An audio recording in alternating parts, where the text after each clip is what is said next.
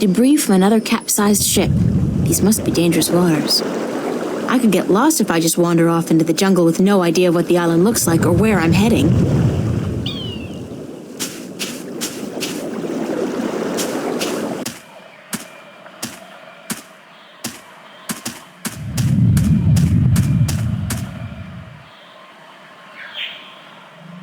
It's a creature with large ears. It's a triangular hole, like a keyhole. It's a creature with a big mouth.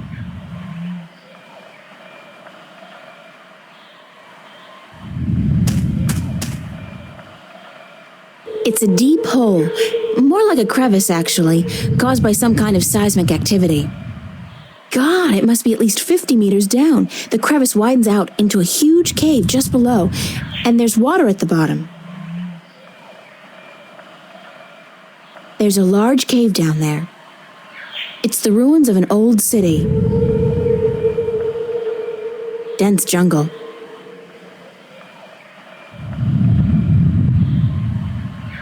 The top half of the statue depicts a big-mouthed creature calling out. The bottom half of the statue depicts a large-eared creature listening intently.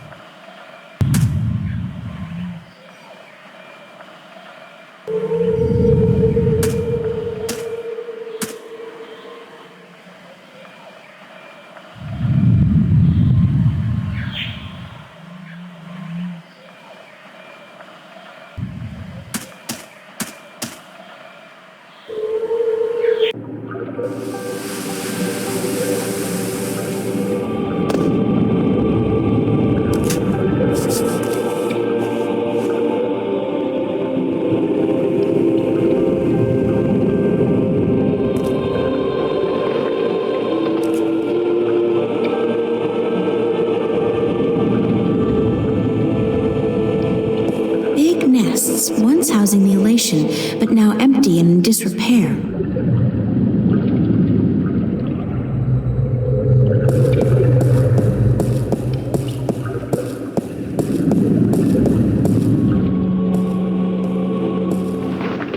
It's the remains of a stone structure that probably fell down here through the crevice. There's a piece amongst the rubble that looks like a bolt or a key. It's intact.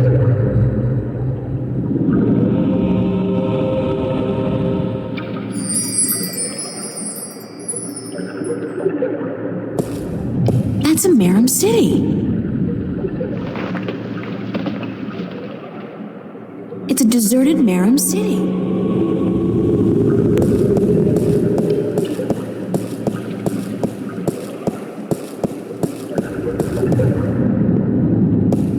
Elation nests.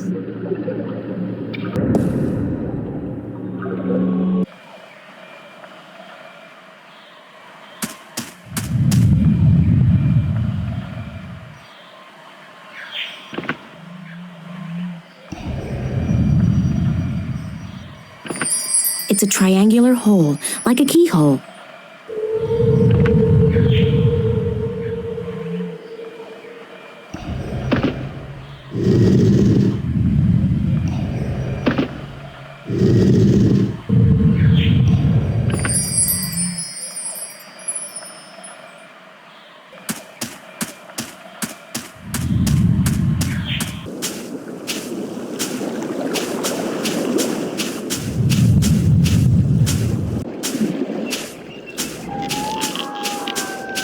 It's some kind of giant crab.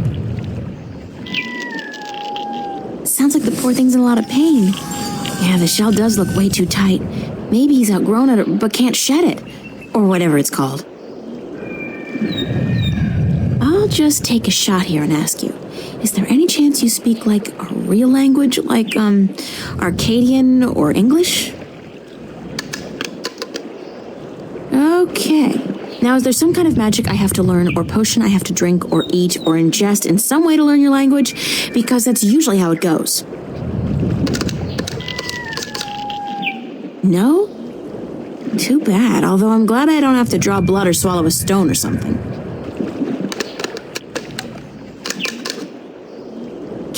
feel that you're asking me for help, though. It's the strangest thing. After all, you're just clicking your claws, aren't you? It's not as if you're really talking, is it?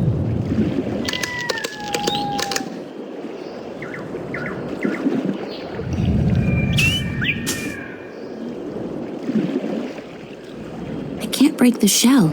It's too thick and solid. It's the village of the giant crabs.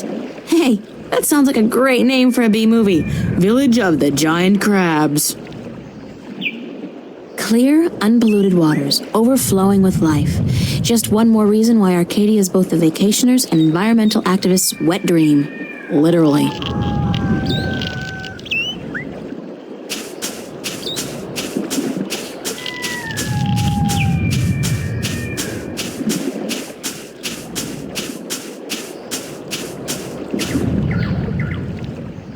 It's an old fireplace.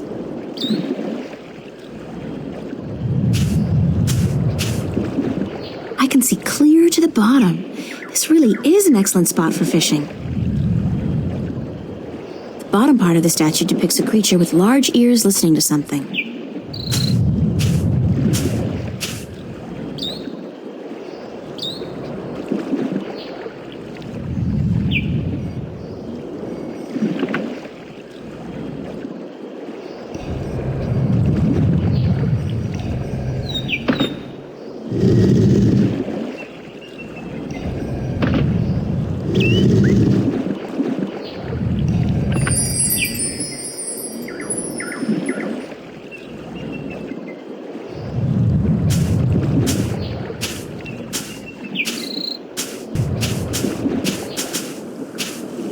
I could get lost if I just wander off into the jungle with no idea of what the island looks like or where I'm heading.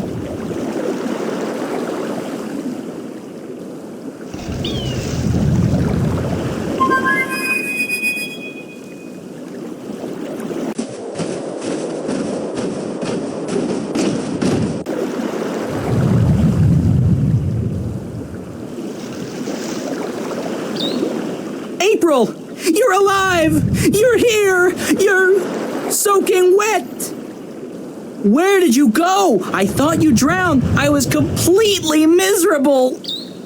And the chicks on this island are so prissy. They don't even care for a kiss unless you're all settled down with a nest in your own territory.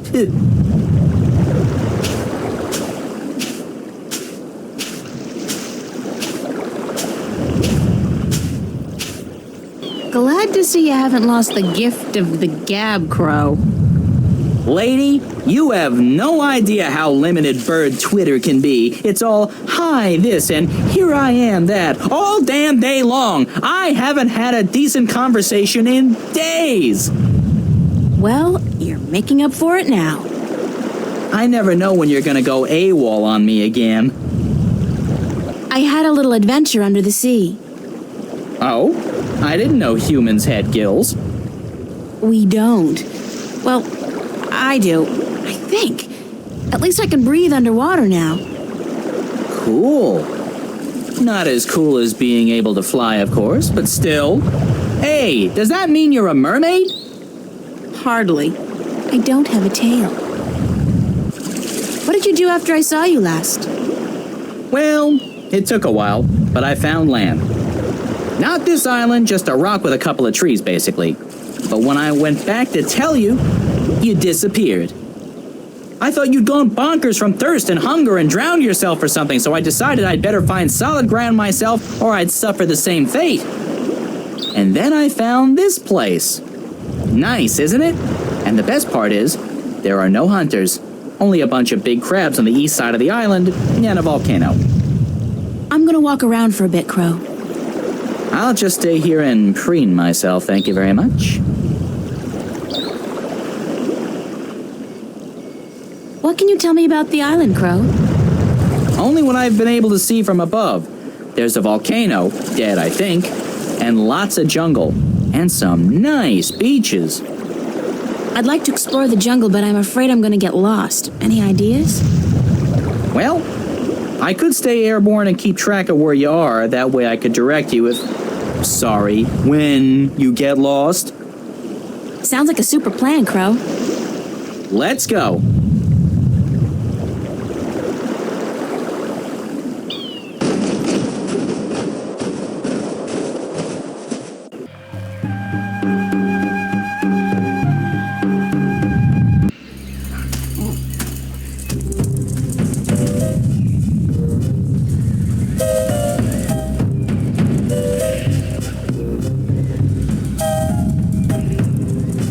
The rumbling is much fiercer here, and the ground is really shaking.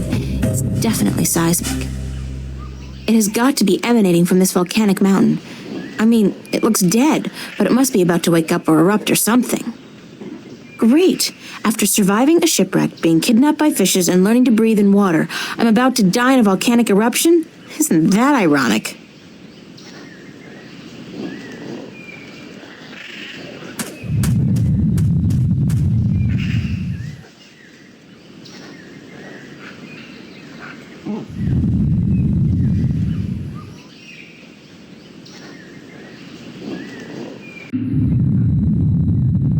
It's a small, eye-sized aperture with a crystal in it, like a lens. Maybe some kind of telescope? It's a keyhole. What a strange symbol.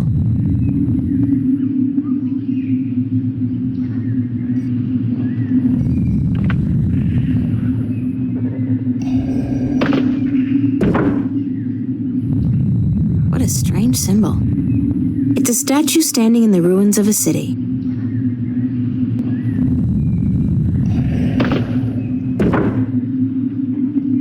I can see a statue on a cliff overlooking the sea. What a strange symbol.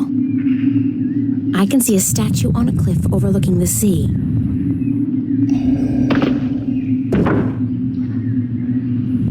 I don't see anything interesting. I don't see anything interesting. I don't see anything interesting. It's a statue just below a really tall tree. What a strange symbol.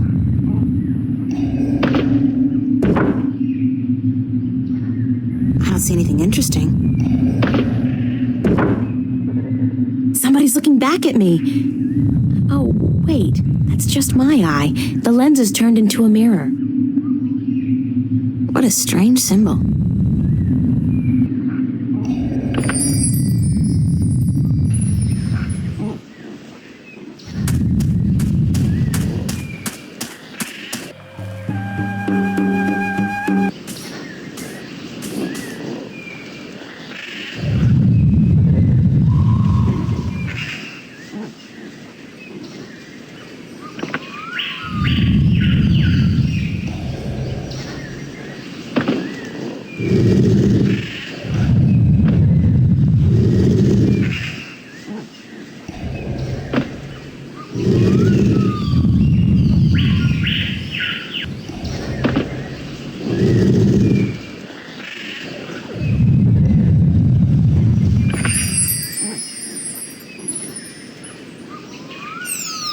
Dried twigs and sticks. Dried twigs and sticks.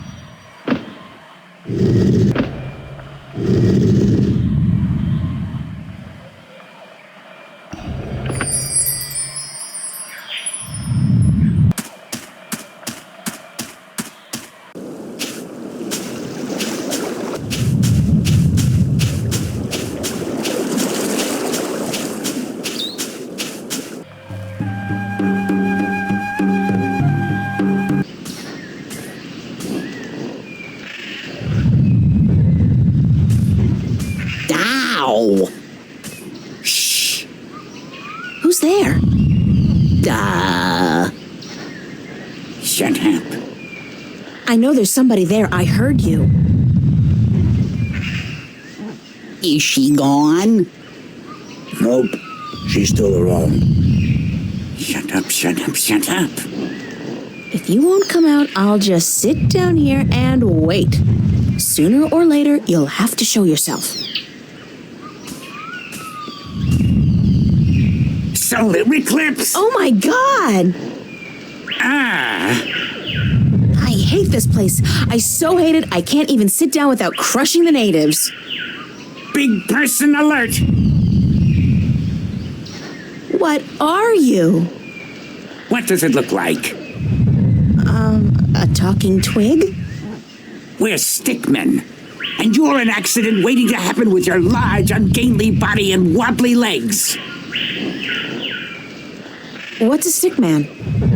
An unlucky bugger doomed to a miserable life of stiff backs and monotonous drudgery in the shadow of a mother tree. Happy little fella, ain't ya? You have no idea.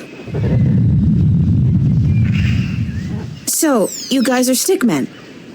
That's right. I'm Wick. This is Willow. And that dumb-looking one over there is Woody. And this is our mother tree. What's a mother tree? What do you mean, what's a mother tree? It's a mother tree. How difficult can it be? It's our mother, and it's a tree. It's a mother tree. What do stickmen do? What do we do? What do we do? What do you mean, what do we do? Well, the people in this world always do something. Like the Banda dug tunnels in the earth.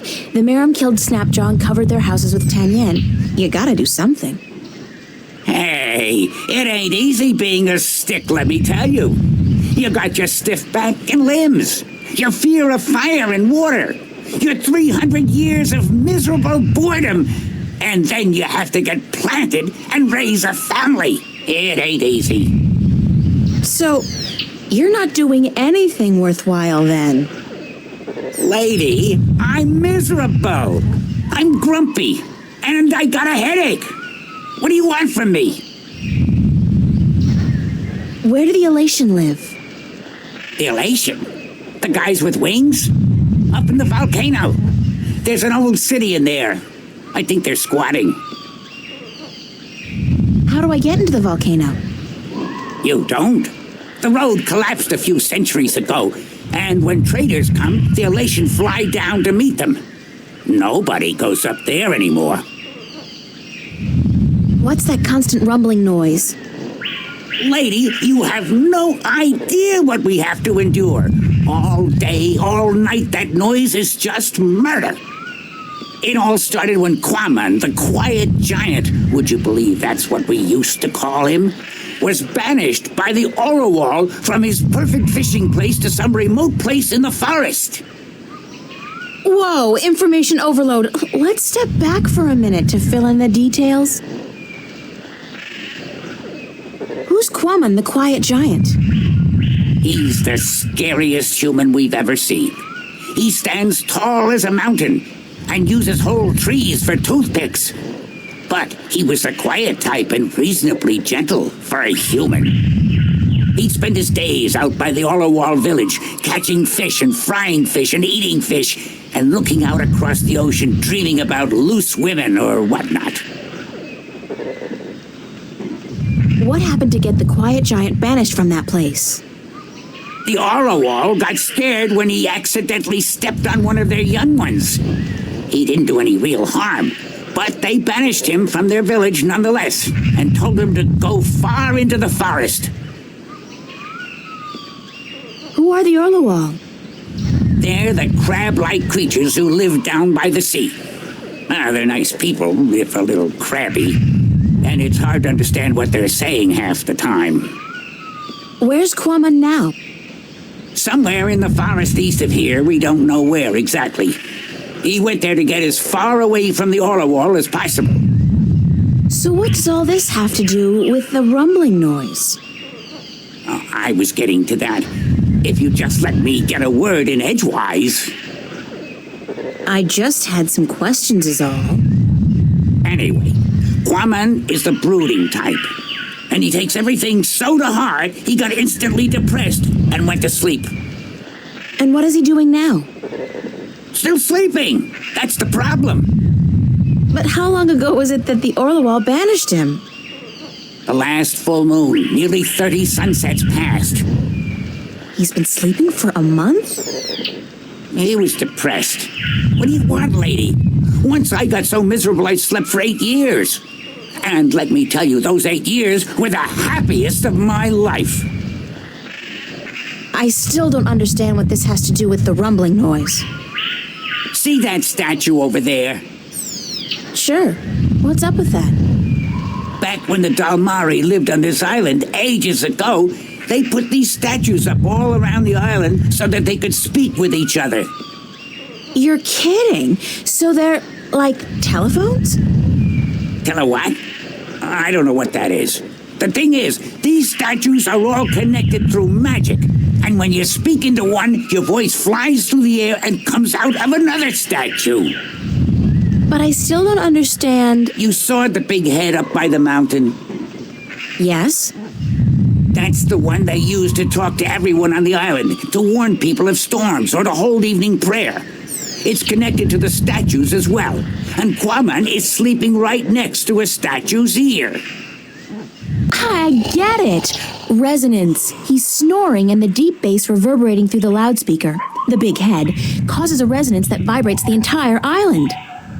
But can't you just wake him up? We don't know where he is. We're not much for exploring this forest. There's water and fire and monkeys. Monkeys like to play with sticks. We don't like monkeys. But can't you just, send your voice to his statue to wake him up? There are 4 problems with that. Number 1, all the statues have an assigned symbol, an identifying mark, but we don't know which his is. Second, most of the statues are broken in some way or another. What do you mean? Some statues can only talk to certain other statues. Some can't be spoken to, and some can't hear, which makes it very difficult to get a connection through to where you want to send your voice.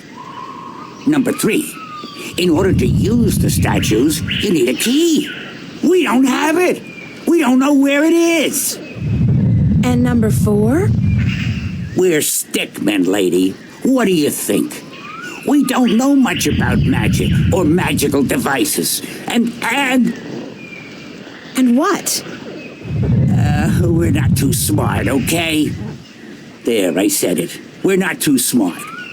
And when you look at Woody over there, who's pretty stupid by stickman standards, that's a pretty scary thought. Sorry I asked.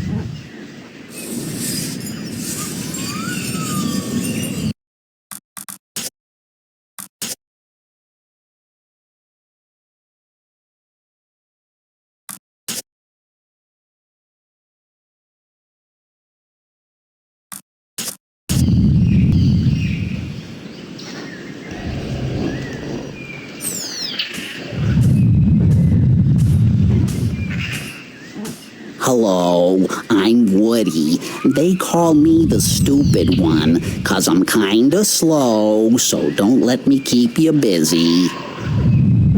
I was born with a big brain, so I can't move as fast as my 2 brothers. I can only do useless stuff like calculations and design, and I play a few instruments, and I'm writing a book on the flora and fauna of Elias. Hi, I'm Willow. Wick's the oldest. Woody's the youngest. And I'm just stuck in the middle as always. Don't let me keep you. Wick's the boss as always. Go talk to him. I'll see you guys later then. If you don't step on us first. The bottom half of the statue depicts a creature listening, while the top part depicts a similar creature calling out.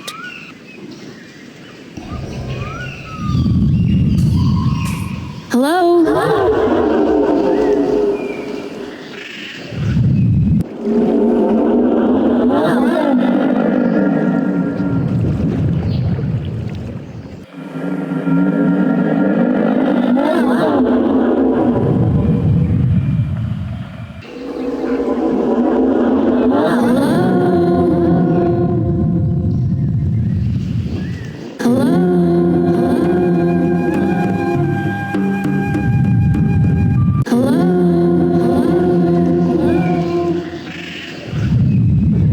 wake up! Wake up! Wake up! Wake up!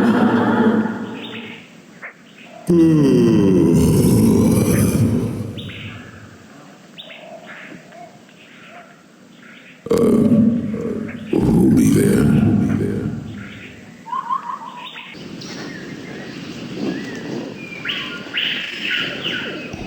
Hello, Quamon? I'm Ryan. And me be Quamon. But what you be doing up in the air, big woman? Big woman? Watch it, I don't... Oh, I see. It's just my voice that's big, woman. I'm really quite average, size-wise.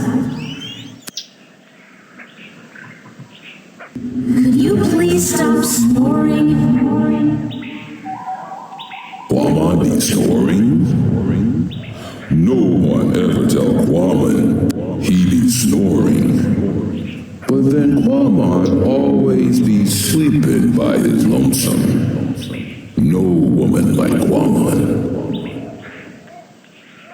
Don't say that about yourself, Mom, and I'm sure that, you know, it's kind of uncomfortable to be discussing this in a public like this. Yes, everyone be hearing about Quamon now.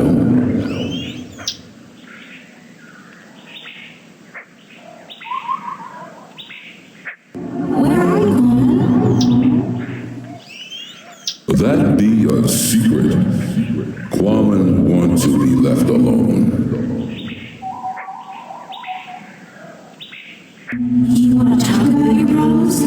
Face to face? What be the point? I'm a good listener, and I'd like to be your friend. That'd be the point. Quamon not sure if he want friend now.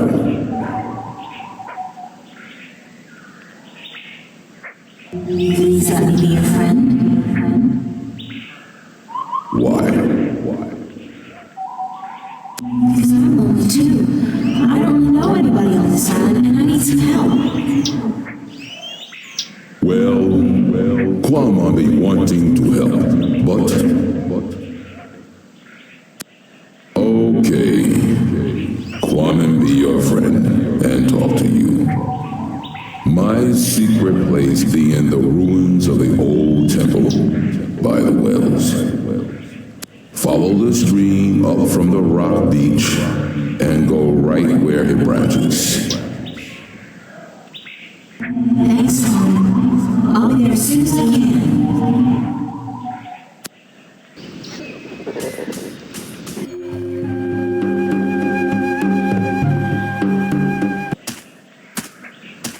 It's a deep well with cold, brackish water and some seriously demented albino fish. It's another one of those statues come phone booths. They must have been popular in their time.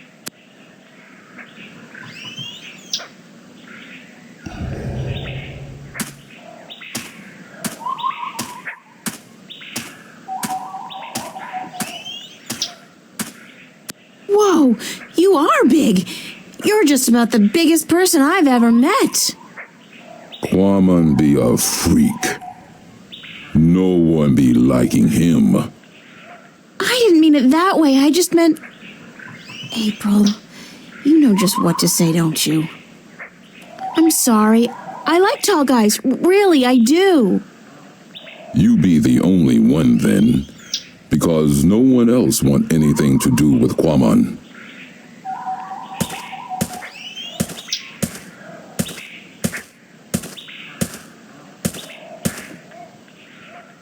How did you come to be on this island?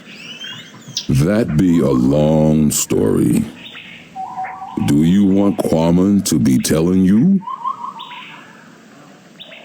Sure, I have time. Tell me the story. Many long moons ago, Quamon be happy. He be working at the circa in Coruscant, where he be big attraction. What did you do? Quamon be the world's strongest man popular. People come to see him from all the Northlands. Some even from east of the Bay of Fire. But then there be an accident, and the circuit tell Quamon to leave, that he be dangerous, and that no one be paying to see him anymore. What kind of accident? Quamon's most popular feat be the breaking of large rocks with his fist. Everyone would applaud when the rock be breaking. Then one day, the Caliph be at the circa to see the performers. He be saying, Quamon, I hear of him breaking a large rock with his fist. This I want to see. But my performance be over that day, and there be no rock to break. So the circa ringmaster Oberon, he be saying, let's get a rock in here, any big rock at all. So they bring in this rock that Quamon never be crushing before. Quamon not be sure if it is a good idea, because rock can be dangerous when it breaks. But Oberon be saying, this you must do. The Caliph wants to see we do not disappoint the Caliph of Coruscant, or we lose our heads. So Quamon break the rock, and when it breaks... What happened? There be large pieces of rock flying everywhere, and one piece be hitting the Caliph and one his son. The Caliph be not seriously hurt, but his son be unconscious and bleeding from the head. They say to Quamon, run, get away from the circa in Coruscant, or the Caliph will have his head. So Quamon run, and he get passage on ship leaving that night.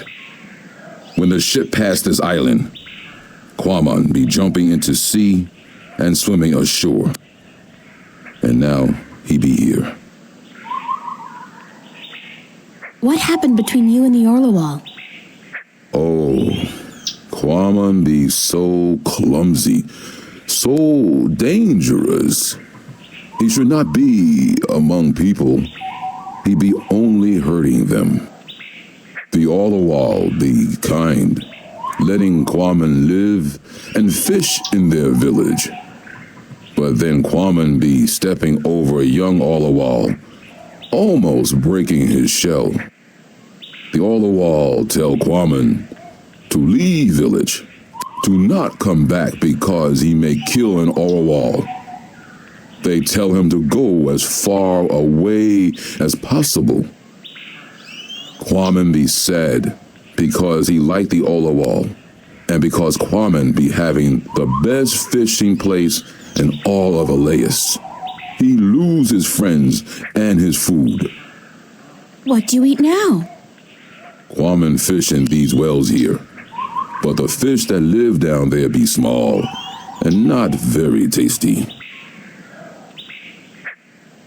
Would you like to move back to the Orlawal village? Oh yes, Quamon be wishing that more than anything in the world. I saw an Orlawal down by the beach, just outside the village. It seemed to be in pain, but I didn't know what to do. Perhaps if you come along, you can help him out and get back in favor with the Orlawal people. Yes, perhaps Quamon can help, even if the Orlawal do not want him back. Here it is, the, Orlawal? Can you help it? Perhaps Quamon can help. Poor Orlawal. He'd be crying for help. Quamon see what be wrong. The Orlawal not shed his shell when time come, and now it be stuck in the shell. Why didn't the other Orlawal come to its assistance? Their claws be no good for this work. They be helpless. But Quamon help. Quamon be good with his hands. Quamon be happy. Quamon accept your graceful thanks, sir. Thank you. You be making Quamon very happy. Quamon accept your offer and be grateful to the Orlawal people. Thank you very much. What? What did he say? Why did you thank him? All the while be inviting Quamon to stay on the cliff above the village, where he can fish again. Quamon be very, very happy now. You understand what it's saying? All the while language be easy to understand. It be just click and clack and clock. I'm so happy for you, Quamon. Go on, don't let me hold you back.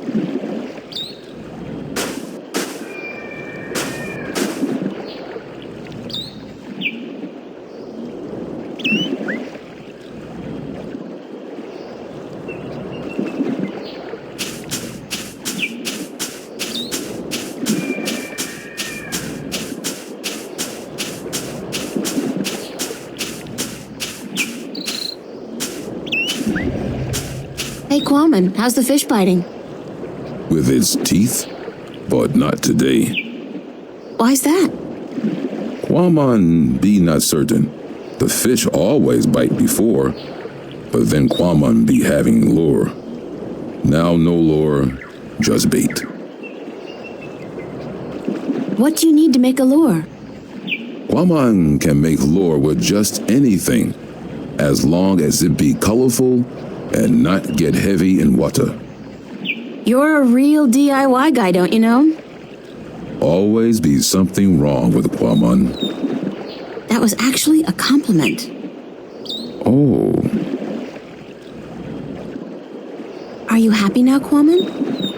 Quamon be happy. He be wanting fish to bite. But if they do not, Quamon still be happy. Can I borrow your fishing rod? Quamon must catch fish first, so he can eat. After Quamon catch fish, April can borrow a fishing rod. What did you need to make a lure again? Anything, as long as it be colorful and not get heavy in water. Happy fishing. Thank you. It's an old fireplace.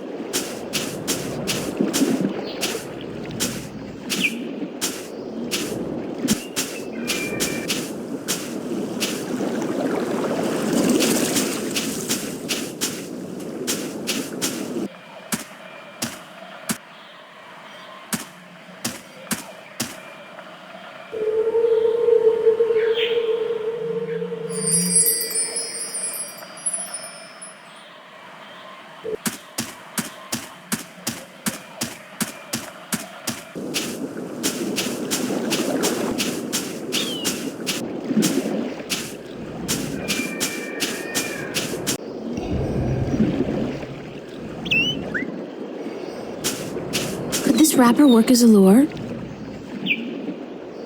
Yes. Yes, with some work. It'd be perfect for a lure.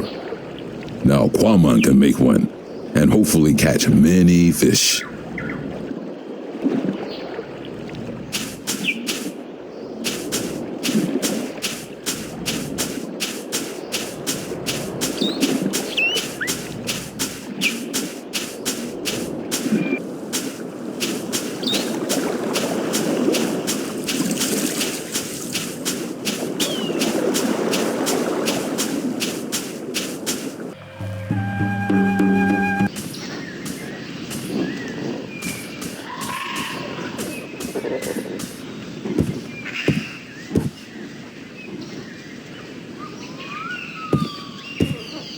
It's a big wooden crossbow, I guess. I wonder who built it and what it's for.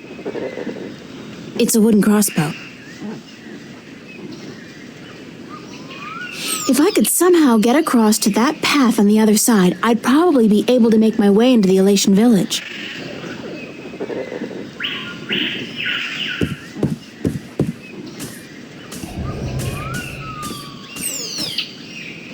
Who built that big crossbow in the tree? I did. Well, I thought of it, and these two nincompoops gave a helping twig on the manual side. So they built it, and you supervised. Yep, but it's not done. There are still a few pieces missing before we can blast off for Luna.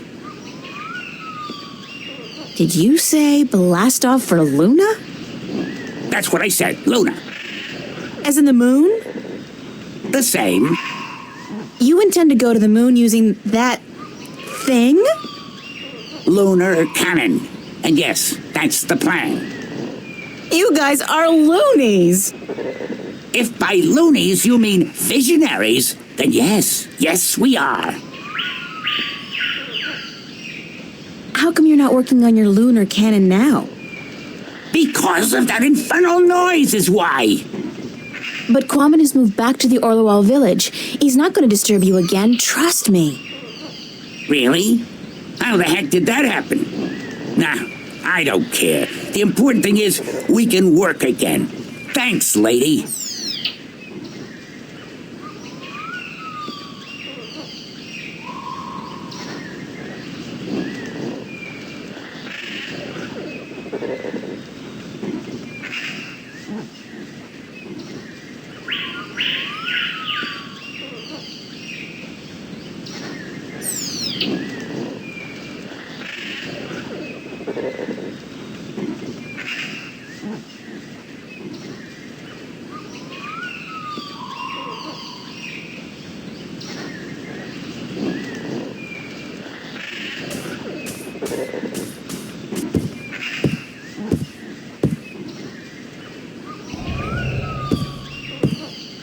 How's it going? Almost there. Oh, one tiny little problem, though. And that is? We don't have a bowstring for our,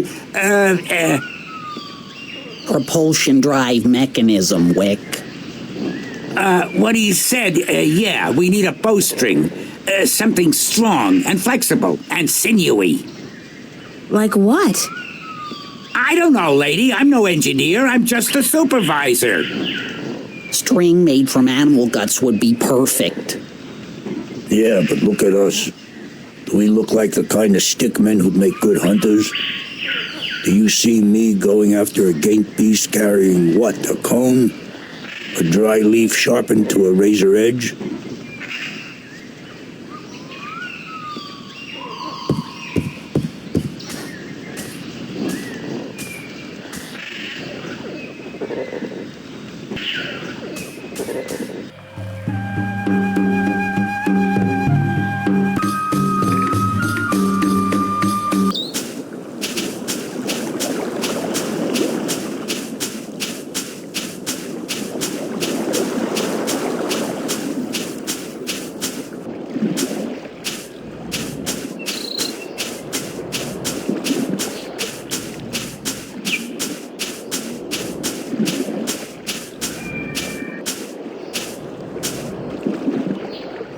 Looks like Kwame just had himself a solid lunch. That was quick. There were only bones left of his catch. Did my lure work okay? It'd be working very good. Quamon catch a large, tasty fish very quickly. April be wanting a taste? No. No offense. I'm just not too fond of seafood. This not be seafood. It be human food. What's Kwame gonna be doing now? Quamon be sitting here until the sun sets. Then he be going to sleep. And tomorrow? Quamon be deciding that when he wakes up in the morning. Man, you got relaxing down to a fine art. Quamon not be knowing anything about fine art. He be a Philistine. I'll see you later, Kwame. So will I. Goodbye.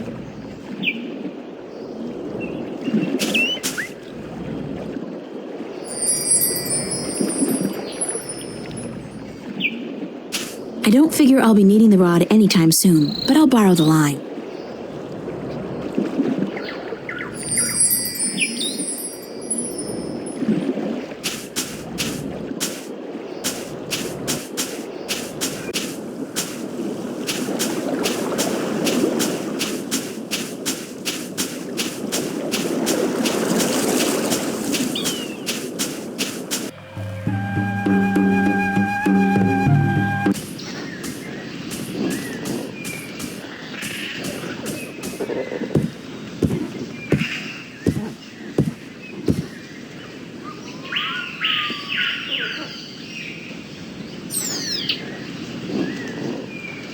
It's a long, strong, and flexible fishing line. I borrowed it from Quamon's fishing rod. Can you use this as bowstring for your, lunar cannon? Let me see that. Oh yeah, that gonna work good.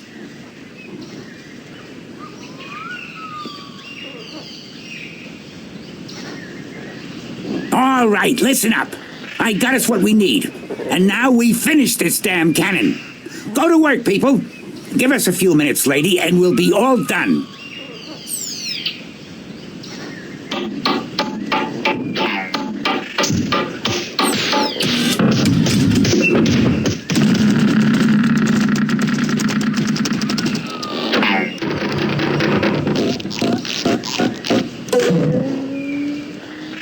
It worked. Of course it worked, you wood-brained fool. I built it. Are you done? Yes, ma'am. The lunar cannon is now ready to be tested. Well, Well, what? are you gonna do it? Do what? Test the cannon. Me? And get myself killed? I think not. But go ahead, be my guest. I don't think I'll fit in there. That ain't my problem. According to Wick, it's a lunar cannon. Apparently, it's powerful enough to send a stick man to the moon. Oh, sure, in a Jules Verne novel, perhaps. Yup, the cannon is done. I feel like sleeping for a year or two. Yup.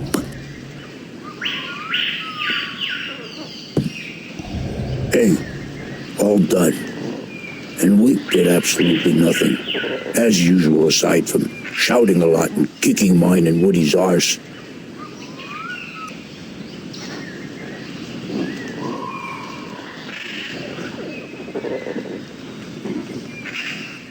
I'll just place the hook along the bowstring, like so, and let the rope trail behind it. Okay, we're ready to fire.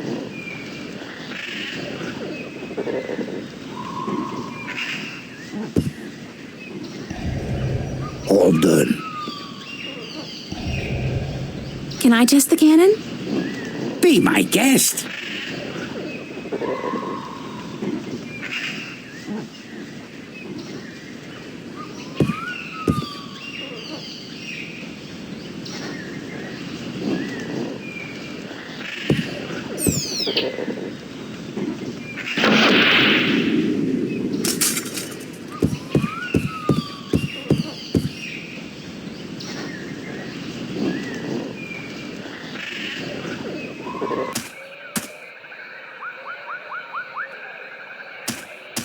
There's a slight updraft here. The wind is channeled through that chasm down there and blown out and up here.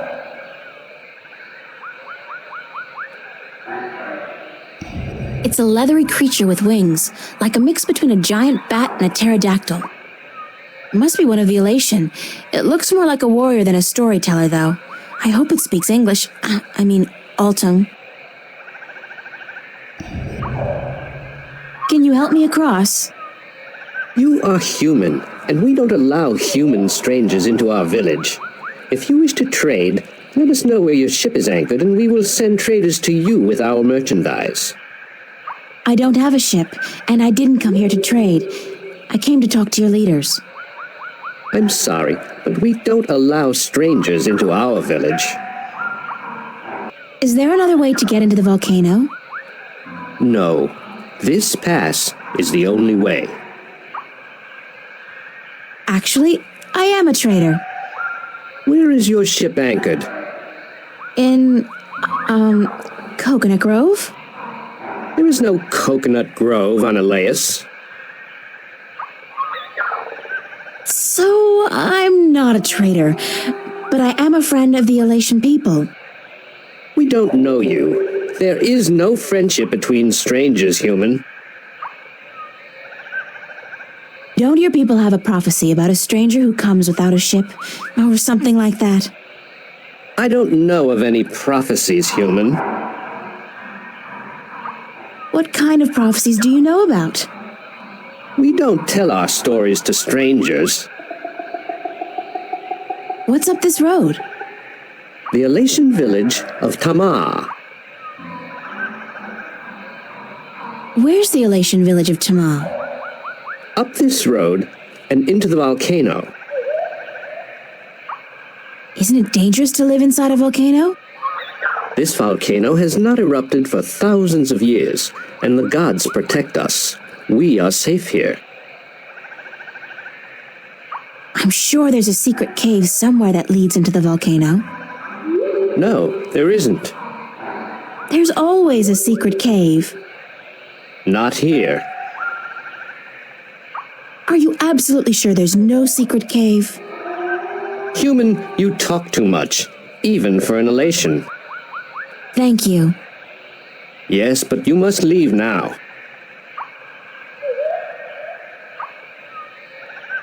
Dust and dry leaves caught in a strong updraft.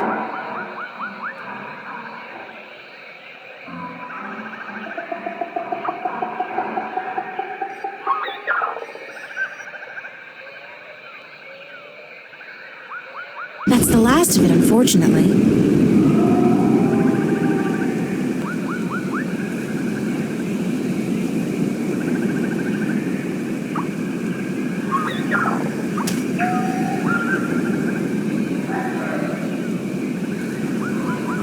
Oh, God, I think I'm gonna throw up. That was so not appetizing. Weirdest thing, though, I do feel lighter. Like I lost 90 pounds. I can't even imagine what people would pay for this stuff back home. Ah!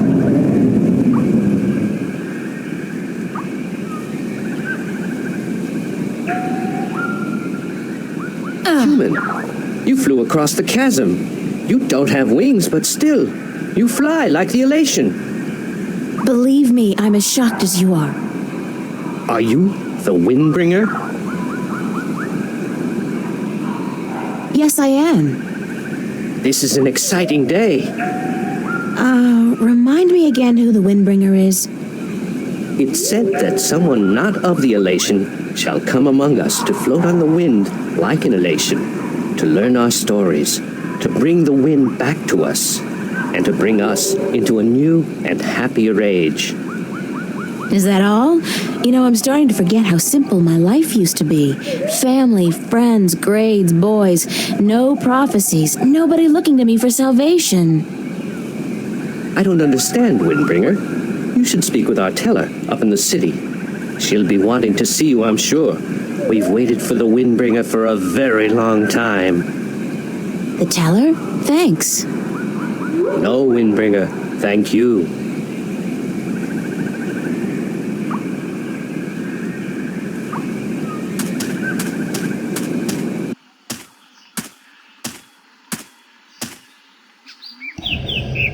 Hello. Good day, stranger. What would you hear among the Elation? I need to speak with the teller. The teller? Go down into the city and you will see the castle. The teller, she keeps to the tower. She's old and her eyes don't take well to the sun.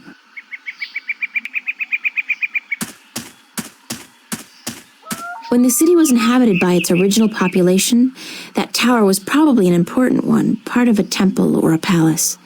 Now, though, it's just another ruin. Nature's reclaiming lost ground. The contrast between wilderness and civilization is such a striking image. I almost wish I had my canvas and paints with me now.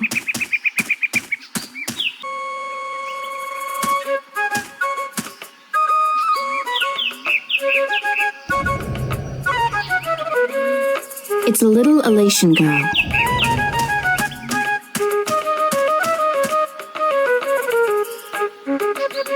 Hi there.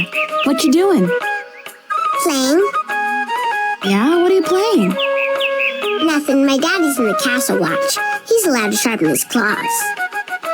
Really? My daddy owns a farm. Yeah? Do you have animals there? Sure, he has some cows and some horses and... What's cows and horses? Well, cows are big, brown, fat animals with 4 legs and white spots, and they go moo a lot. And horses? Horses are fun to be around. They run really fast, and they can jump over tall fences, and they look beautiful and graceful. But the best thing about horses is that you can ride them. I can run fast, too. But I can't fly yet. My wings aren't fully formed. When I grow up, I'll fly far away and see everything.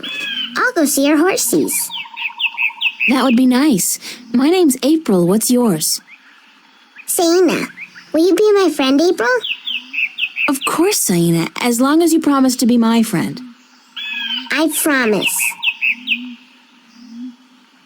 Do you know where the teller lives? Over there in the castle tower. My daddy's watching the entrance so that only nice people can get in. Do you think he'll let me in? I don't know if you're nice, but you have to ask my daddy. Where are the other children in your village? Oh, they're in school now. And why aren't you in school? Because I'm ahead of everyone else. I'm really smart, you know. I'm the only youngling to have learned the first tale this soon. So some days, I get to do what I want. It's a little boring, though. I wish I was in school. At least there I could sing and play and jump around with all the other children. Why don't you go to school anyway? Because they say I would just distract the other children who are still learning their first tales. It's not fair. I mean, I get to play by myself and everything, but that's not fun all day. And my mommy's working on her pottery at home, and she doesn't want me disturbing her because she might make a mistake. But the day after tomorrow, I get to go back to school, because then we're going to learn some more flying lessons. They're always a lot of fun, and I'm getting pretty good at that too. I bet. I wish I had wings like you do. Yes, they're very good to have when you fly. Have fun, Saina. Are you leaving? Yes, I'm sorry, but there are some things I have to do. Grown-ups are always too busy.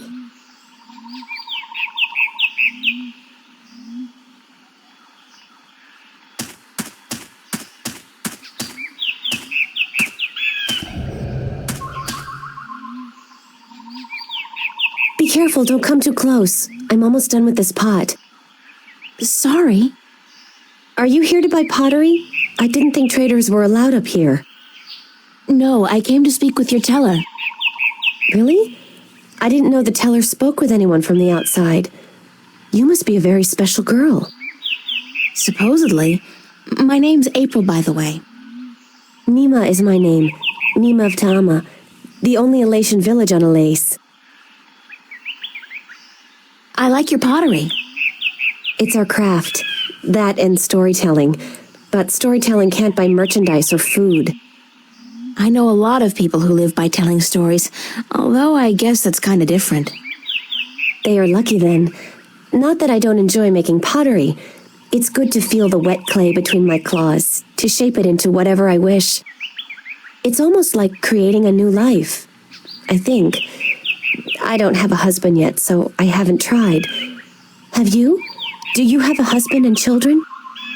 Neither, thank God. I don't think I'm ready for that yet. I was 18 turnings this spring. I'm ready for a husband, but I've yet to court anyone who could make me soar on the winds.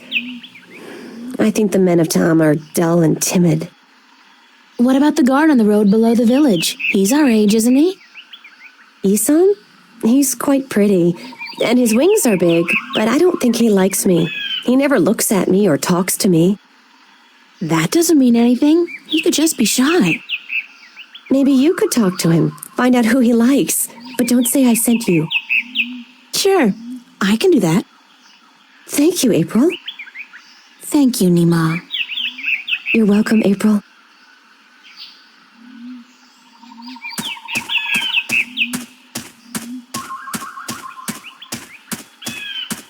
Halt! Who would visit the teller? My name's April. And what would you with the teller, human? I'm not sure, but I need to speak with somebody in charge. The teller is our teacher and our mother, but she will not speak with foreigners who walk into our city. And how, pray tell, did you get here? The road is closed and guarded. It's got to be my female charm. It will not work on me, human. Please, leave our village and return to your ship. Halt! I'm the Windbringer. The Windbringer? You are not the Windbringer. Are you? How else would I have been able to get up here? I am the Windbringer. If so, you must prove that you are of the elation. There are 4 tales from the 4 corners of the world that you must know by heart. They are the tale of winds, the tale of stars, the tale of sea, and the tale of homecoming. I will ask you one question from each tale, and you must answer each correctly, or you cannot be the Windbringer. Are you ready? Yes, ask me the questions. In the tale of winds, which mountain did Iwana fall from in her vain attempt to fly higher and further than anyone else? Mount Kilimanjaro? That is wrong. Pay attention to the tale that is told to you, and do not return until you know it by heart.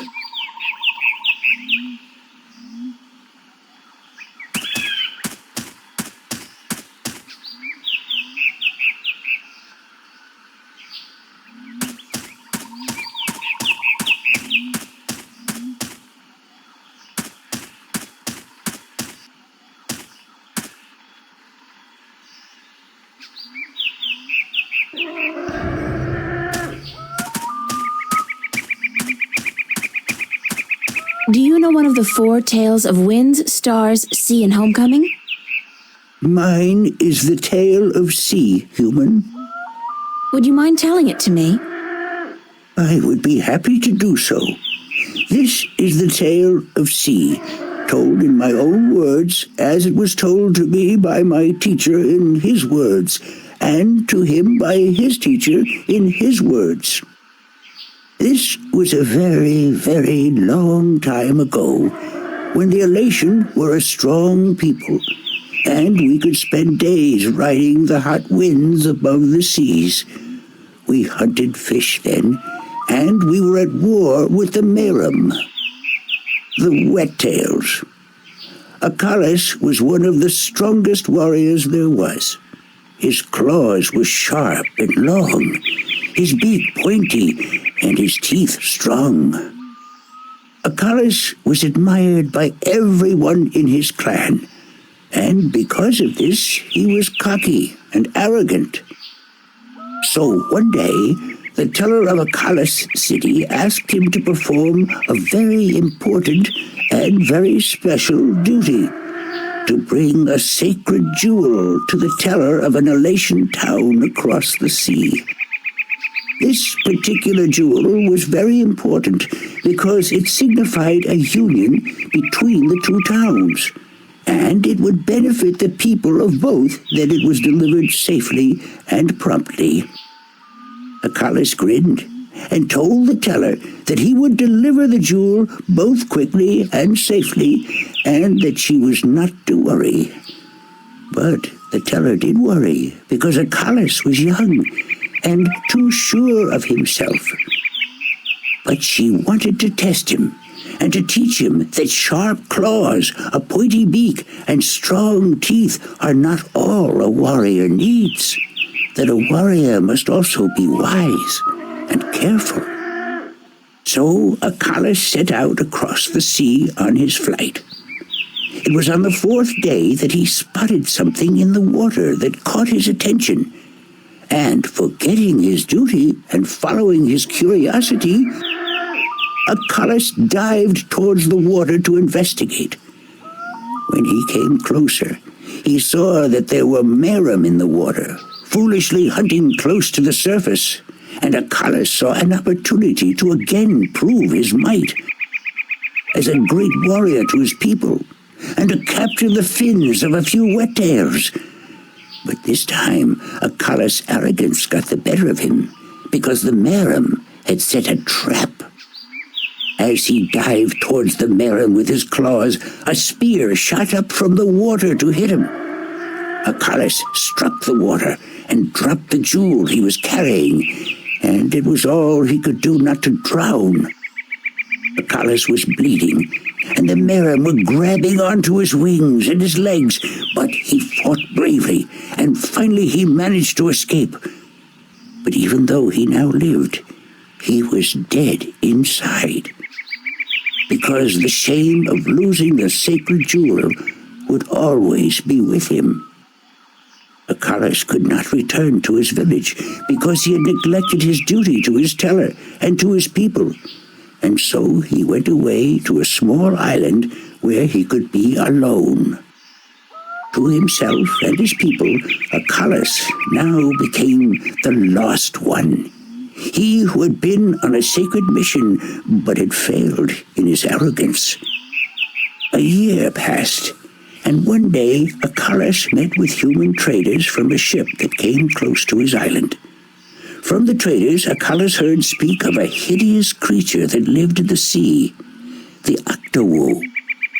The Octowo was said to have a third eye, like a jewel, and that this eye pulled hapless sailors into its deadly 8-armed grasp. Akalas knew immediately that the Octowo's third eye had to be the jewel that he lost in the sea a year ago, and he now saw the opportunity to redeem himself. But Elation were not used to water, and the thought of submerging himself in the cold, harsh ocean chilled Akalas to his heart. But he was the Lost One, and if in his death he could at the very least redeem himself, to his own heart then it would be worth it. So Akalas fashioned himself a spear, because in the water his claws and his beak would be too slow, and he flew out to where the Octowo was last seen.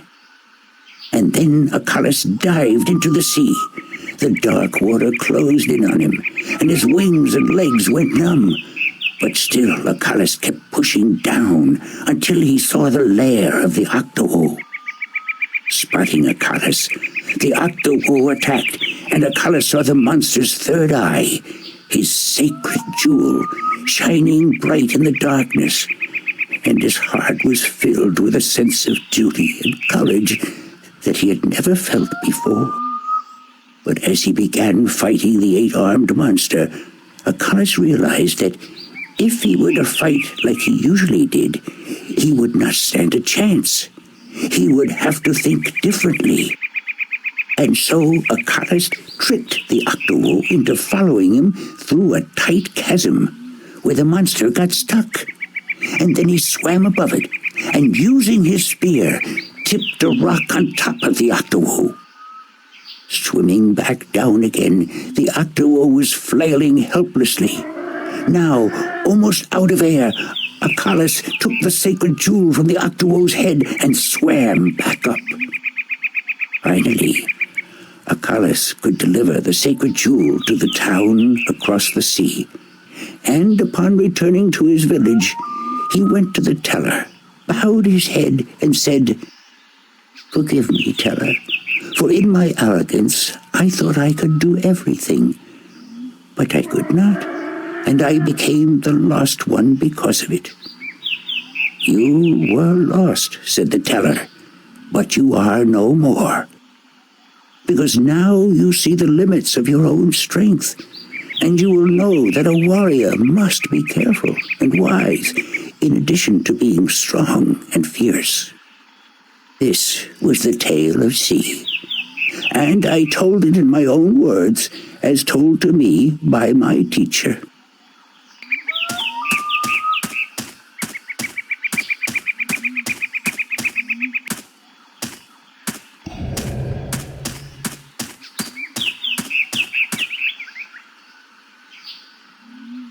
Hi, Saina.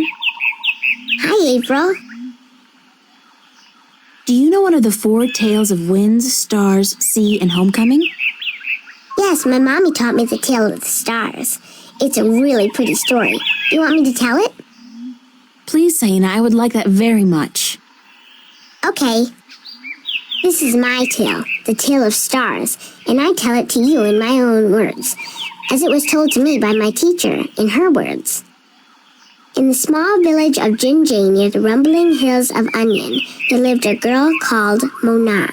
She was a curious girl, and she would always get in the way of grown elation. Go play somewhere else, they would say to Mona, but she didn't want to play with the other children. She wanted to be where the grown-ups were, to see what they were doing, and learn from them. But one day, after getting many complaints from the pottery makers and guardsmen and traders and soldiers in the village, Mona's mother told her that she wasn't to interfere with the grown-ups anymore, and that instead she could go play with the other children, or sit still and draw or work with clay. But Mona was always curious, and now, since she wasn't to be among the grown elation anymore, she decided to go exploring the forest that lay just outside of the village of Jinjay.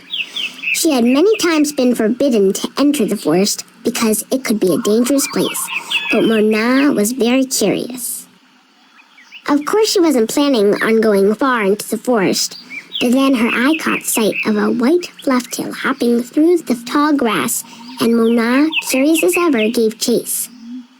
The flufftail ran away into the forest, and Mona followed, blind to where she was going and interested only in catching the white flufftail so that she could keep it as a pet. But then, after a good while, the flufftail disappeared into a hole in the ground, leaving Mona alone in a small clearing, somewhere deep inside the forest.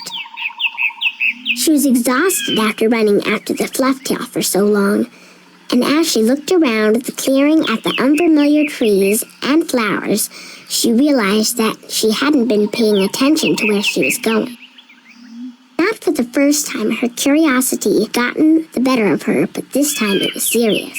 Mona was too young to fly, and she had very little sense of direction, and chasing the white flufftail had made her dizzy and tired.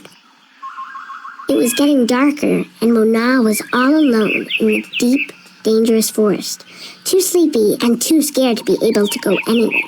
Mona curled up with her wings wrapped around her under the leaves of a tree and began crying. Soon it got really dark, and somewhere, not far away, wolves started howling at the moon.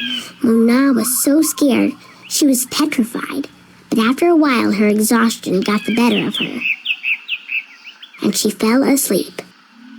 She woke up when she heard a voice calling her from somewhere far above. Looking up at the starry sky, Mona saw a vision of the spirits of 5 tellers gazing down at her. "You have let your curiosity lead you astray," said one. "You are lost, and you deserve to be lost," said another. "Poor little girl," said a third. "We will help you home," said a fourth. "But remember this," said the 5th spirit. "We will lead you back to your village and to your mother only if you promise us one thing." "I promise," said Mona. "Whatever it is, I promise I will do it." "Very well," said the 1st spirit. "You will make the story of this night into your own tale, and you will call it the Tale of Stars." "It will be a tale to warn the curious to be careful," continued the 3rd spirit, "and to not let their curiosity get the better of them. And," said the 2nd spirit, "to remind the elation that the spirits of their tellers watch out for them when they most need it." And so the spirits of the 5 tellers guided Mona through the forest, and by dawn she was home. And Mona did tell her tale, the tale of stars, to everyone in the village, so that everyone would remember that the curious must be cautious, and that the spirits of the tellers are always watching. This was my tale, the tale of stars, and I told it in my own words as my teacher did to me. That was a beautiful tale, Saina. Thank you. Bye-bye, Saina. You're leaving again? I wish you could stay. Me too, Saina, believe me.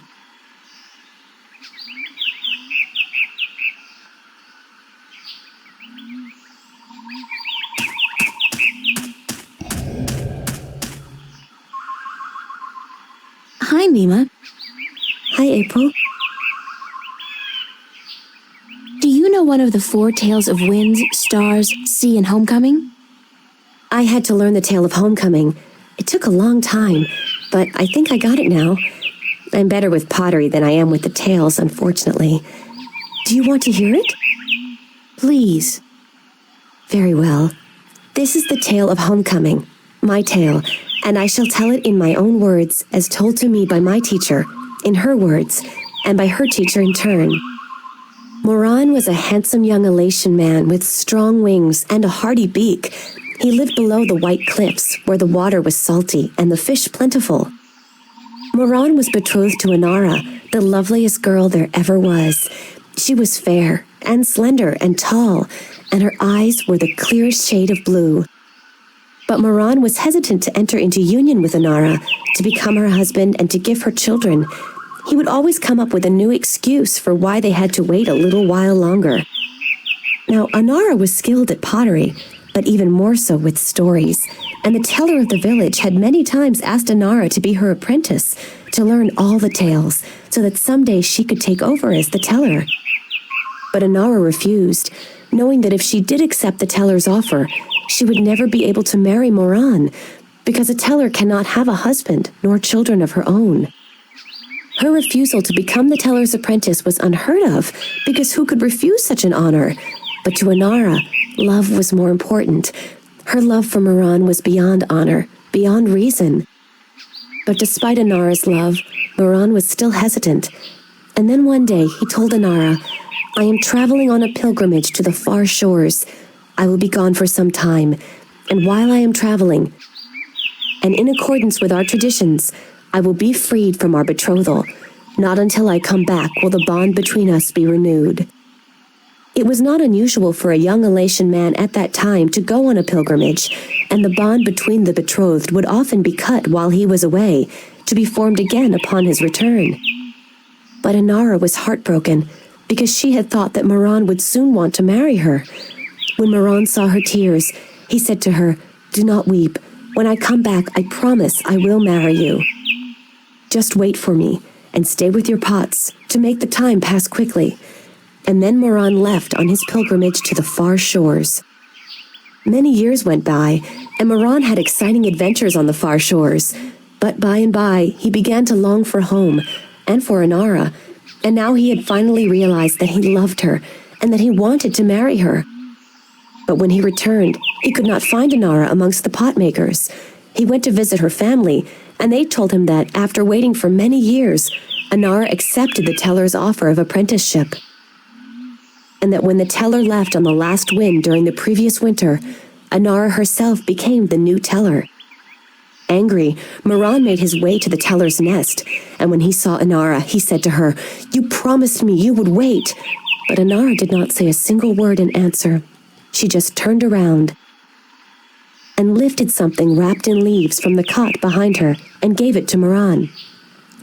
Moran unwrapped the package, and inside he found an old pot, cracked and broken in two. "What is this pot?" he asked. "And why did you not wait for me like I asked you to?" And finally Inara spoke, and she said to Moran, "I made this pot for you, my dear Moran, when you left, because I wanted it to be my marriage gift to you. But when many, many years passed, I finally realized that you did not love me the way I loved you, and to live hoping otherwise would be death." "But I want to marry you," cried Moran. "I came back." But Inara just nodded at the broken pot in Moran's hands and said, "Like an old pot that is left without care, a heart may break in two, and a broken heart can never be mended." And so Inara turned away, never to speak with Moran again, and Moran's heart, like the pot that was left untended, broke in two, because absence makes a heart brittle. This was the tale of homecoming, my tale, and I told it in my own words as told to me by my teacher, and as I will tell it to my student when the time comes. Bye, Nima. Goodbye, April.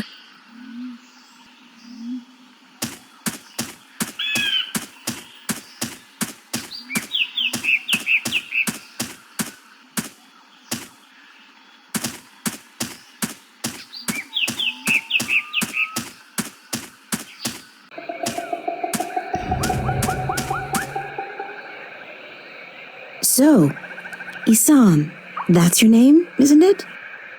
Yes, Isam of Tamar. A good-looking guy like you must get a lot of attention from the girls, right? Are you asking me for courtship? Me? No. Wings don't do anything for me. No, I was just thinking, maybe you had your eye out for somebody special? I'm without a mate. The women of Tamar are cold and unfriendly, and whenever I try to talk to one of them, she ignores me. Even Nima? Nima? No, she's too pretty for me. She won't appreciate my attention. This is like high school. Trust me, Isam. You go talk to her one of these days, and I'm sure you'll find you have a lot in common. Just be yourself, okay? You think so? Perhaps you are right. I will do as you say, Windbringer. Thank you. Do you know one of the 4 tales of winds, stars, sea, and homecoming? Mine is the tale of winds, Windbringer. Do you wish to hear it? Very much. Then I shall tell it. This is the tale of winds, my tale, and I pledge to tell it in my own words, as told in turn by my teacher. In the village of Karan, in the mountains of tall winds, there lived a young Elatian woman named Iwana. Iwana had one desire above all others, to soar higher and farther than anyone else. And even though her wings were no broader, nor her body sleeker than anyone else's, she pursued this foolish desire without rest. And as time passed, she did soar higher, and she did fly farther than the other young Elatian in her village, and her name became known far and wide amongst the tribes of the mountains of tall winds. But still, Iwana was not happy. She was not happy because, in her vanity, even though she was a better flyer than almost everyone else, and to her eyes, she was still not good enough. She wanted to be so much better than anyone else that she would be remembered for all time as the best flyer amongst all the Elation. And so one day, Iwana decided to climb to the top of Mount Bakta'ana, the Tower of Light, and to soar from those giddy heights to the ends of the world.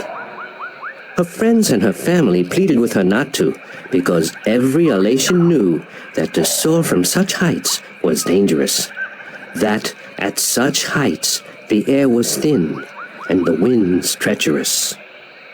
But Iwana would not listen, and on a cold and clear morning she climbed up the Tower of Light to the rock and the ice at the very top.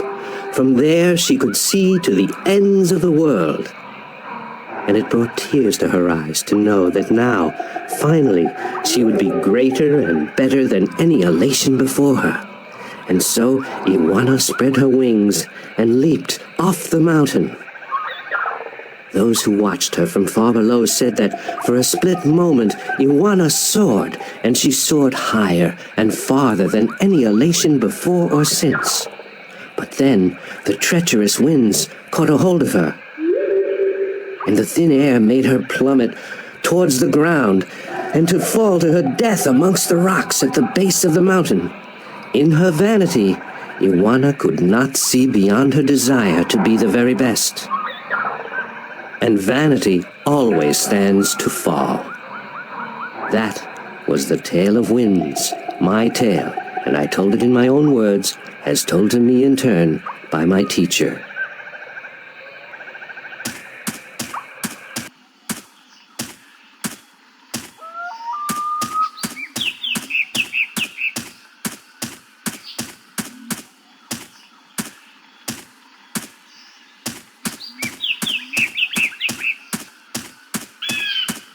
Halt! Who would visit the teller? Are you ready for the questions now? Yes, ask me the questions. In the Tale of Winds, which mountain did Iwana fall from in her vain attempt to fly higher and further than anyone else? Mount Bakta'ana, the Tower of Light. That is correct. In the Tale of Stars, What did Mona see in the sky that helped her find her way home? The spirits of 5 tellers. That is correct. In the Tale of Sea, what creature did the Lost One battle in his quest to recover the sacred jewel? The Octawo? That is correct. My final question to you is this. In the Tale of Homecoming, what was given to Moran by his teller when he returned from his pilgrimage? A broken pot to teach him that absence may break a heart in two. You have correctly answered all my questions, and so have proven your knowledge of the 4 tales. You are the Windbringer. The teller would see you presently.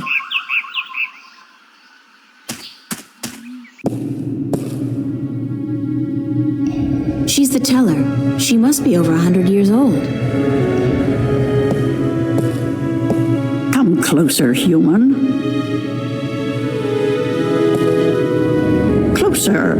I cannot see your face. Closer still. Come sit here by me.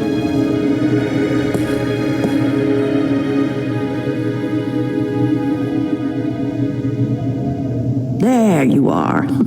You see, my eyes are not what they used to be. Ages ago, I could spot a ladybug crawling up a straw of grass from 15 tree lengths up. Now, I have a hard time seeing my supper. But my ears, balance be praised, my ears, they are as good as ever. I could hear you outside, learning the tales my children tell. You are a good listener and a fast learner. They were interesting stories, and your people told them well. That is what we do. The elation are the keepers of the tales, and I am their teller, the one who must know all the tales told since the day we came to this world. How can you do that? How can you remember every story ever told? The secret is to tell them often and to tell them in your own words, not the words of your ancestors. Doesn't that mean that the stories change with every generation? Yes, as all tales must. Change is important. Otherwise, the tales will have no meaning to us. They will just be words, and we do not care about the words. We care about what the words tell us. How long have your people been telling stories? Since the beginning, human. Since we came to this world a long, long time ago. You're not from Earth? From Arcadia? Not according to our tales. We came on a great wind before the divide, when the earth was one and humans had yet to learn of magic and science. But we were a different people then, and the tales we tell from that time are vague and incomplete. Like myths and legends, the younger elation pay little attention to these tales. Sometimes I worry they will be lost with me, these tales, and I am getting old, very old. I came to you to find answers to some important questions. Ask, and I will try my best to answer. Have you heard of an ancient god or dragon that lives beneath the sea? Once, long ago, when my people lived in harmony with the Merim, there were stories of an old god worshipped by the Merim who resided deep in the darkest depths of the ocean. According to legend, the old god had once brought the Merim into their realm, into the ocean, and he was now sleeping, resting before the journey back. Back where? To a great ocean amongst the stars. When the time came, he would gather the Merim and bring them home with him, back to their world, to their ocean. Strangely enough, we have a similar tale. It is said that the great wind that brought us here will someday return to bring us back to a place where we can soar forever on warm winds. Like heaven. In a way, perhaps, but without the need for any of us to die. The great wind will just sweep us up and carry us away. Every evening before I go to sleep, I recite this tale to myself. it is a comforting one. What do you know about the Dryad kin? The kin are numbered 4, or so our tales tell. 2 in this world, 2 in the other. The mirror world, the white and the blue, the red and the green. Do you know where they are? No, the tales never say. The kin are elusive. They keep to themselves. I have never seen one myself, and I doubt any of my kind has. The tales do say that our past and our future are tied to the fate of the kin, but how I would not pretend to know. This is one tale that is yet to be told. Do you know anything about the Guardian's realm? This is human business. Would you not know more than I? Your people are the keepers of the tales. You remember more than humankind has forgotten. Please, I need to hear what you know. That is very little. The Guardian's realm is home to the Guardian in his tower. No one is permitted within except the Guardian who was, the Guardian who is, and the Guardian who will be. And of course the Dryad kin, who were instrumental in its making. Have you ever heard of the existence of a hidden entrance to his realm? Oh, yes. Yes, I have heard tell of such a thing, though I would not know where it is. I gather that one of the kin may be able to tell you. Thank you. I don't have any more questions. I am glad I could help you with some answers. I'm the Windbringer. I know you are. It's strange to me to hear those words spoken. I did not think they would be in my lifetime. But here you are, standing in front of me as real as the sky is blue. I'm sorry I have to ask, but what is it that the Windbringer is supposed to do for you? I did not expect you to walk in here and have all the answers, child. The balance has both blessed you and cursed you, and it has sent you here to do what it wills. The Windbringer is said to be the first sign of the great wind that will take us away from here. For a long time, the Elation have lost the strength they used to have. Our bones have become weak, and our wings fragile. Where we used to be able to soar for days on strong winds, we are now using our legs to walk rather than fly. Why this is, we do not know. 10 yen. You know of the reason for this? I'm just guessing, but it makes sense. Go on. The tales also say that the Windbringer will unite us with our past and end the age-old strife. I know. You must make peace and be reunited with the Merum. You share a common ancestry. I have always thought we did. The tales were too similar, the signs clear.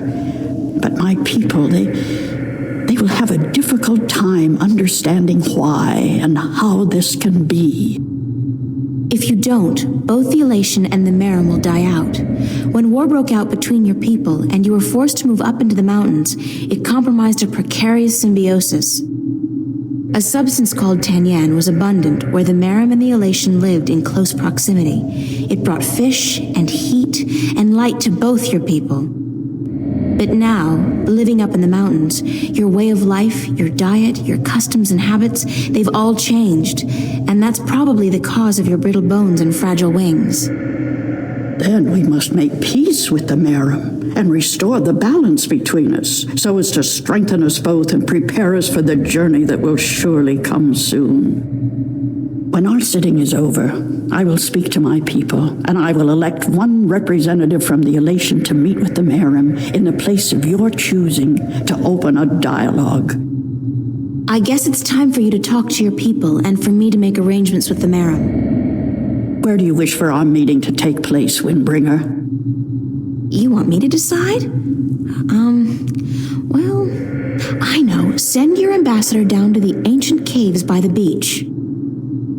Inside, there are remnants of an old Elation settlement and a Merum city. It's a good place for your two people to meet, don't you think? Yes. And could you ask if they would bring their half of the stone? The stone? You have the other half? We have held on to it for centuries, knowing that someday it would be of use to the Windbringer. It will, trust me. Then we must make haste and arrangements. It is an important day, so let us not waste light. Go and wait for my ambassador in the caves.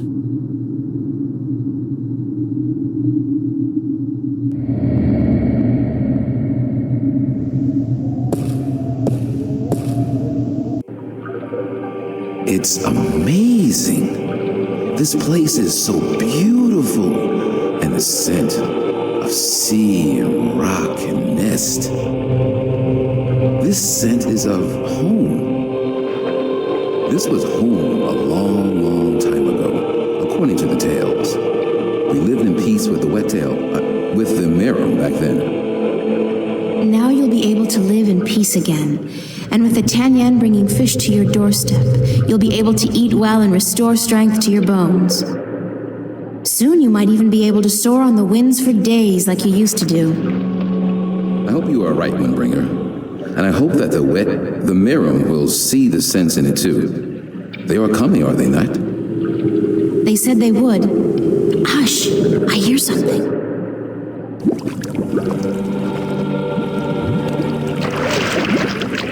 We are here, Warrior Stiller, as was promised. Good. Now, as representatives of your respective peoples, you, the Queen of Amiram City, and you, guard to the Elation Teller, must fulfill the prophecy and join the two parts of the one stone. We hope that our peoples may be joined again, Elation, and that we may live in peace and prosper. As do we, Merum. And we pledge to do all we can for this to happen.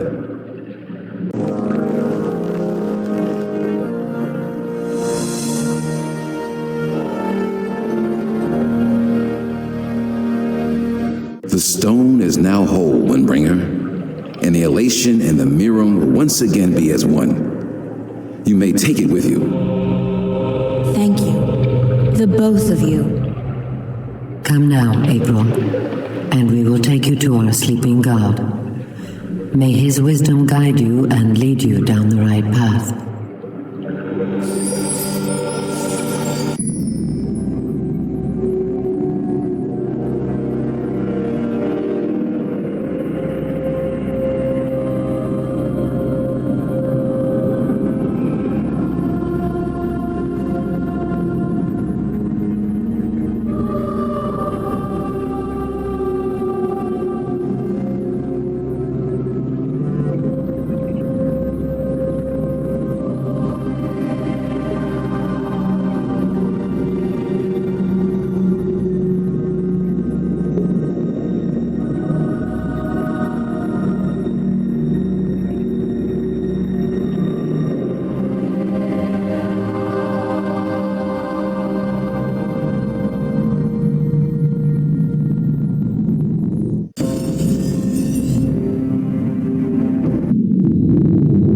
That's a weird rock. It just doesn't look natural.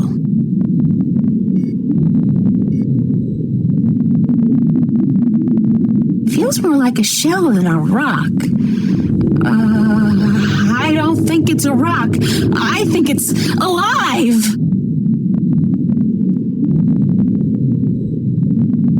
The sand is covering something.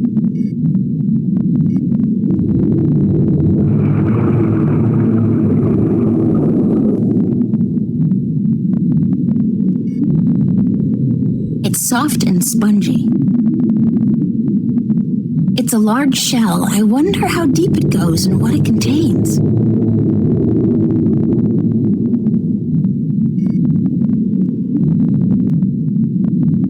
It's a large shell. It's a large shell. I wonder how deep it goes and what it contains.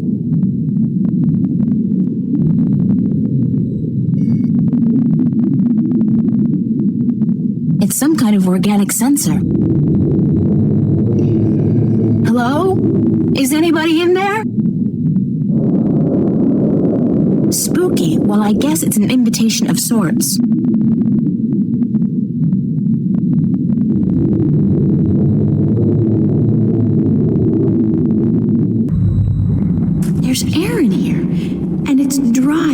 swear I'm never taking a bath again. That doesn't look like a natural protrusion. It's too big and round. I know you.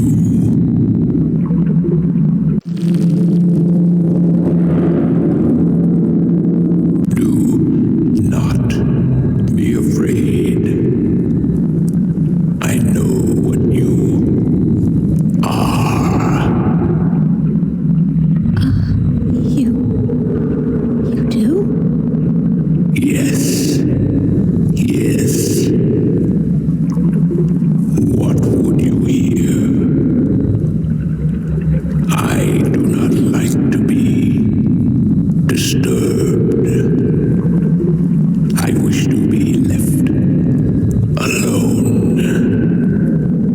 I wish to rest until the day of ascension.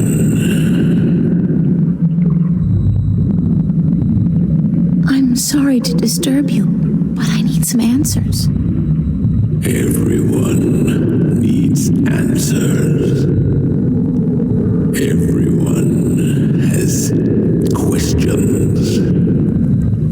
I am not the oracle. I cannot answer all your questions. I don't expect you to answer all of them, but I was hoping for an answer to at least some of them. Then ask and be gone. What am I? What do you mean? You said you know what I am. What am I? You do not know. Then it is not I who should teach you about your heritage. You must make this discovery on your own. Listen, I'm tired. I'm wet. I'm at the bottom of the sea, and I'm breathing with the help of a polyp stuck in my esophagus. So just cut the Buddhist bullshit about a journey of self-discovery and answer my question. Please? Your question has already been answered. That is all I will tell you. Your journey began with an answer. It is only now that you know the question. That's so not helpful, but thank you. I'm looking for a jewel called the Dragon's Eye. Yes, I have one such jewel. I guess that's it. Take it. Are you sure? Take it. It is yours now. It is part of your destiny. Okay. Tell me if it hurts.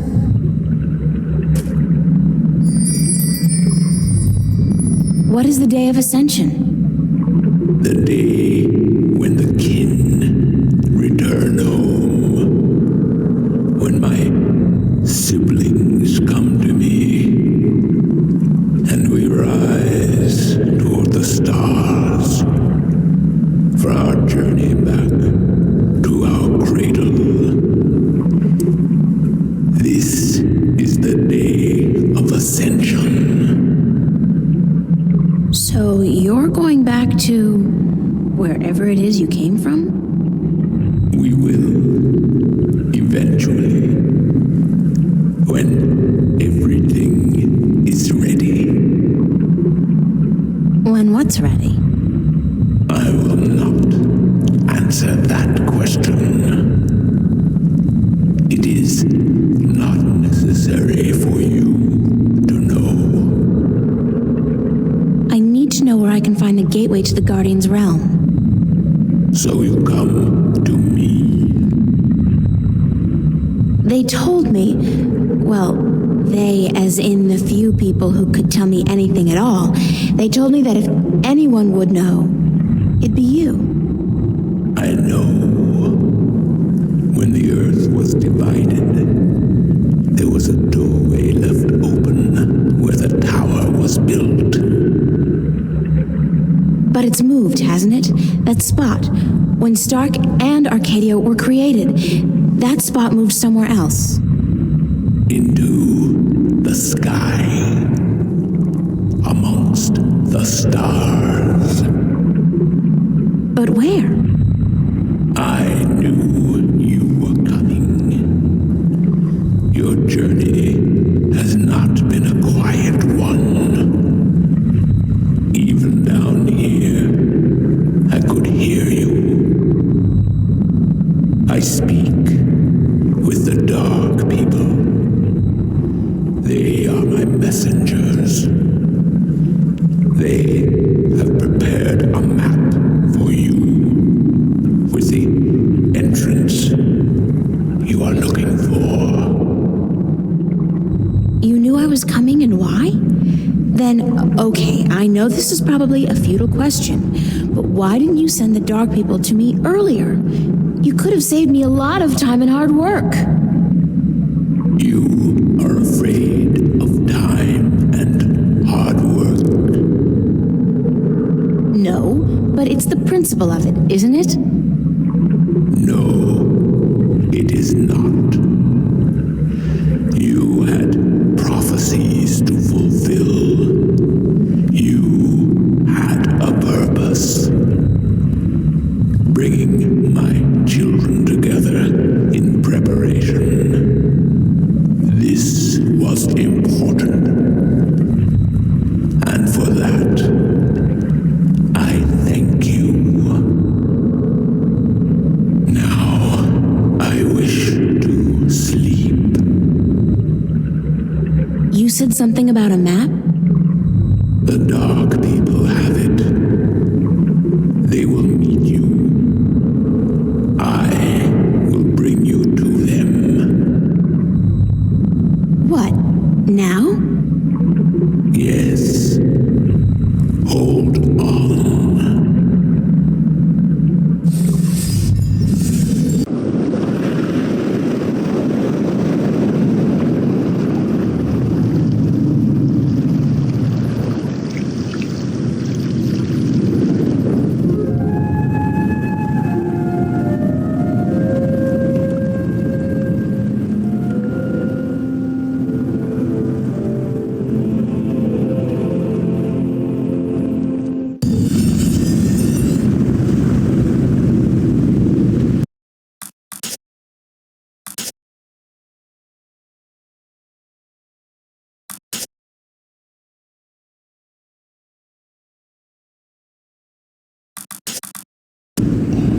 I can't see the face, but I think it's a man. A tall man wearing a dark cloak. He's one of the dark people, whatever they are.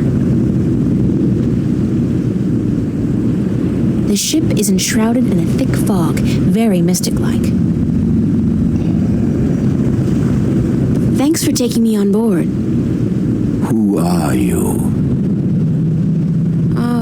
Well, I thought you... I mean, didn't the old dragon... Well, I'm April Ryan, from Stark, and I guess you're a dark person. But who are you? I'm just a student. Not anybody special. You are special. Who are you? I'm not. I'm just... I'm the Windbringer. I'm the Water Stiller. I'm April Bondu Mbata of the Banda and the Venar Kangang La. I'm a shifter. I will someday become the 13th Guardian, the protector of the balance. And I'm April Ryan. This is who I am. Yes, that is who you are. And you are a wave. Why a wave? You have a purpose. You play an important part in the cosmos. A wave is someone who propels people and events toward change, towards the future. And that's what I do? You are a wave. There are ripples from your passing, and they spread wide and far. Those ripples will never die down. The worlds will be changed by your journey. You're telling me that everything I do affects the universe? You cannot escape it. You are a wave. The ancient dragon, the blue of the Drake kin, told me you had a map for me. A map of stars, yes. It was made for you in our library and given to me to hold. It is yours now. Keep it well. It is the only one.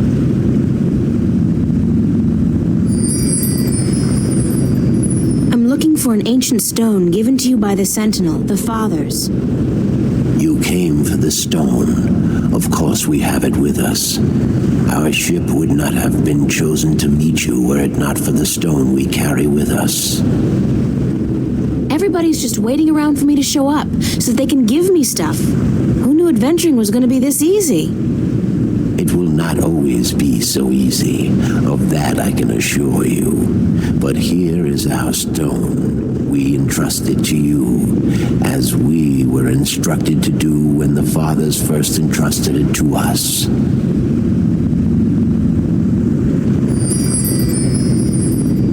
Can this ship take me back to Mercuria? I mean, would you mind?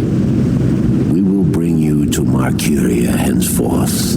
It will take the night, but we will be there at first light. That's fine. Thanks a lot. You are free to rest here, to sleep, while we travel. The flames will keep you warm, but do not move too far away. My brothers are not friendly with outsiders. They do not take kindly to intrusion. I'll keep that in mind. I'm staying